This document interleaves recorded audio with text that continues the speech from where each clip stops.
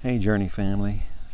This whole pandemic thing has gotten all of us out of our routines.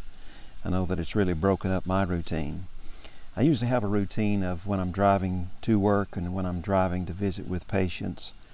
And in between, driving home from work, I'm listening to podcasts a lot. And then I'm reading as well. But I really haven't been doing a whole lot of either of those recently. So I just haven't really found a way to adapt, honestly.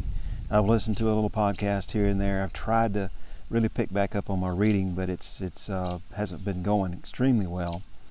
But I wanted to share some thoughts with you about that idea of reading. It may not seem like a really spiritual thing, but it really is. It's a part of who we are as humans. God has designed us to grow and reach potential in intellectual ways as well as spiritual ways. And reading enables us to do that. And I know the old adage, so many people say, well, I don't like to read. I just can't read that well. And I get that. I mean, I wouldn't say that I love reading. I'm just so in love with it. I wish that I could. There have been times in my past where I would say I just don't like reading at all. But I do find it pleasurable, and even more so these days in this stage of my life. I'm enjoying reading more than I ever have, and I want to encourage you in that as well. So don't use the excuse, well, I just don't like to read, to get you out of it. And in fact, you can listen to books.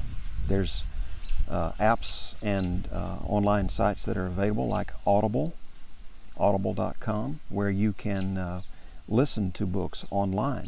You can purchase books that way and have them read to you. So we really have no excuse not to read, and we need to. It's a very good thing for us to do.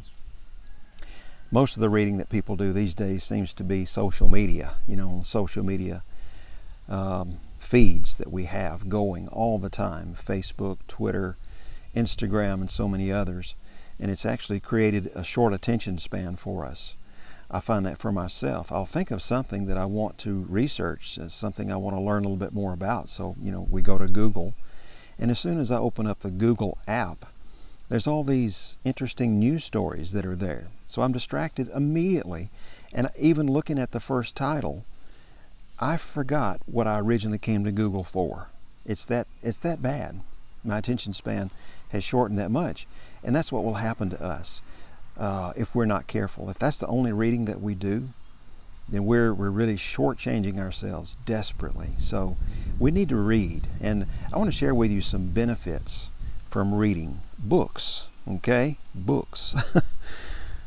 One is that it improves your memory because it requires a brain function. We need to think as we read. So it's engaging your brain in a way that is healthy. It keeps your brain active. And it's been shown that a brain that is kept active over the years tends to not lose so much memory and is not quite as susceptible to some of those diseases of the mind, such as Alzheimer's or forms of dementia. So engaging your brain with reading is a very important thing. It will help to improve your memory. And I think all of us could use that from time to time. It increases your vocabulary. You're going to run across words when you're reading that you don't normally use in your own vocabulary, and some that you've never heard of before. It may cause you to go and look those up, so it will increase your vocabulary. It also strengthens your critical thinking skills, which is something, that this whole world needs a whole lot more of.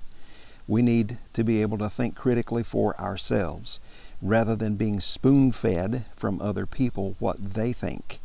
And that's what social media does. We just become kind of like robots repeating what we have just read on Facebook. Or we'll share things that we have seen and we believe it to be true. And we're not thinking critically. This is very dangerous. So reading can help us to develop and increase our critical thinking skills. It also reduces stress. It just kind of helps you to wind down. A lot of people read early in the morning, right after they get up, or just before they go to bed. And those are great times because they can help you. Those are quiet times generally, so you can really focus on your reading, and it helps you to kind of relax and ease into your day or ease out of your day.